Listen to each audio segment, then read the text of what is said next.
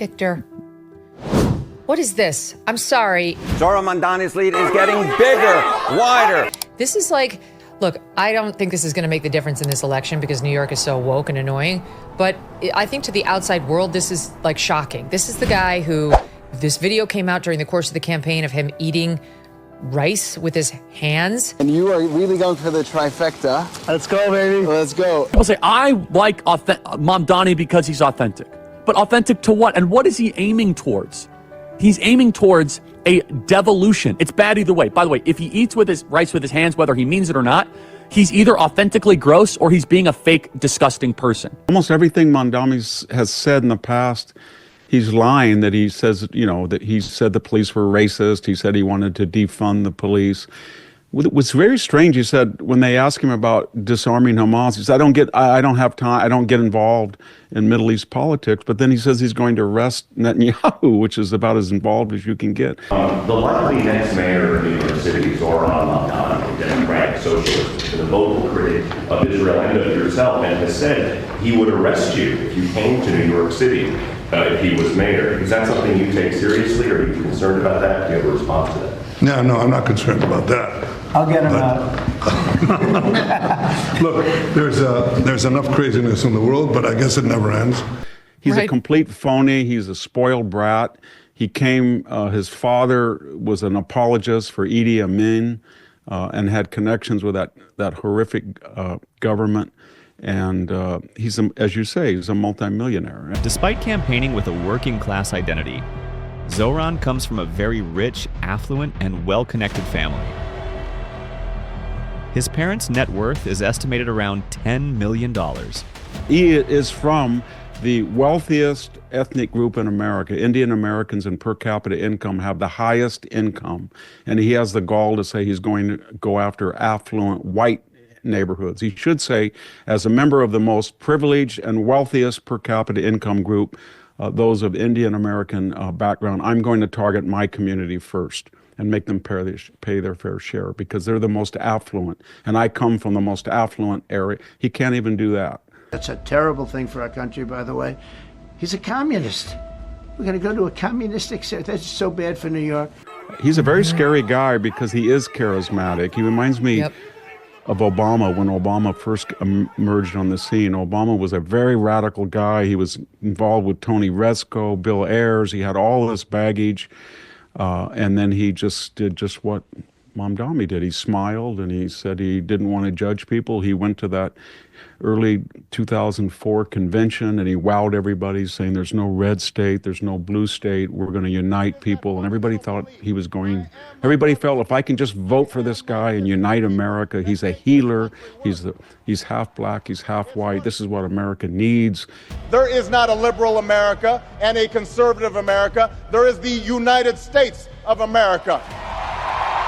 There is not a black America and a white America and Latino America and Asian America. There's the United States of America. And that was all a ruse. And he became the most divisive, racially obsessed president in history. And this guy is he's doing the same thing. He's smiling and acting as if he's ecumenical and he is divisive.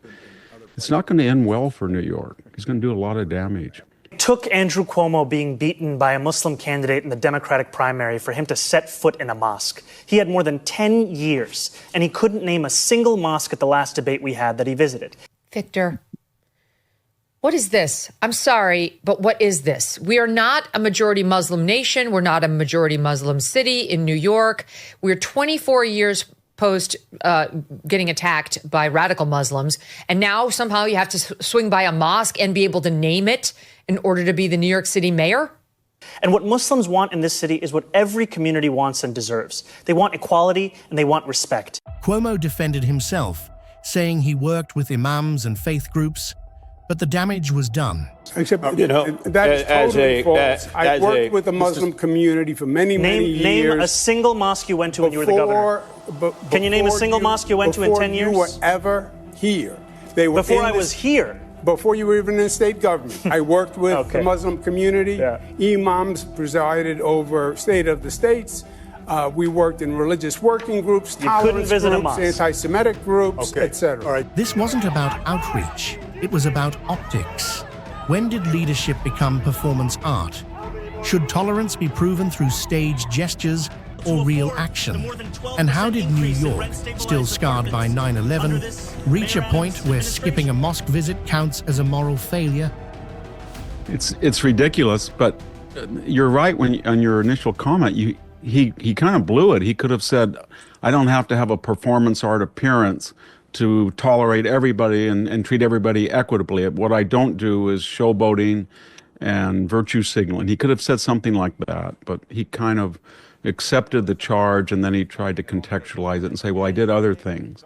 He should have gone right back and he said, how welcome would you be in a synagogue given what you've said about Jews and what you've said about you're going to arrest Netanyahu, a head of government. He could have said a lot of things, but that's a tragedy of this whole race, that if you look at the people who are running against him, and even Eric Adams, you added those three totalities up, they had a greater margin than Mamdani did, but they can't find a viable conservative, not even conservative, centrist candidate without baggage or that has name recognition.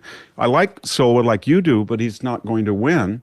And they needed somebody like a Giuliani figure and they couldn't find it. And it's going to be an off-season election. The turnout's going to be low, but for him, he's going to get every metrosexual, yuppie, upscale person who feels that their education or their titles or the letters after their name should warrant a nicer place, a nicer lifestyle, and they can't afford it in New York.